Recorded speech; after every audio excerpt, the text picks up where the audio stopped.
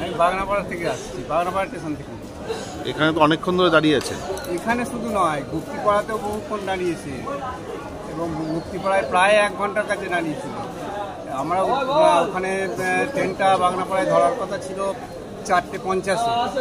সেই 4:50-এ আমরা 4:20 বাড়ি থেকে বেরিয়েছি এবং ওখানেই দাঁড়িয়েছিলাম বহুক্ষণ ধরে।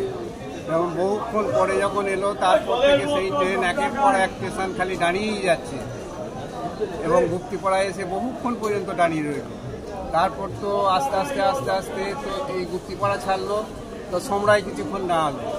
সোমরা থেকে এই জেরাটে আসতে, জেরাটের তো ঢোকার আগে তো কিছুক্ষণ দাঁড়িয়ে রইলই, আর এখন তো দাঁড়িয়ে পড়েছে। এখন যে কখন যাব তার ঠিক নেই।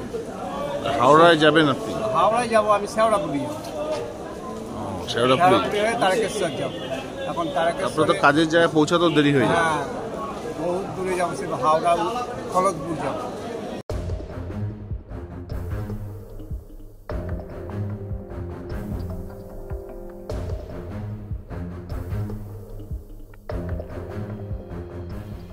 এই ট্রেনে যাতায়াত করেন? আমরা রেগুলার এই ট্রেনে যাতায়াত করেন। আজকে তো তার ছিঁড়ে গেছে বলছে। তার ছিঁড়ে গেছে, তার ছেঁড়ার মতন নয়, এটা যে সাপোটা তৈরি করেছে, সাপোর ওখানে জল জমে আছে বলে যার জন্য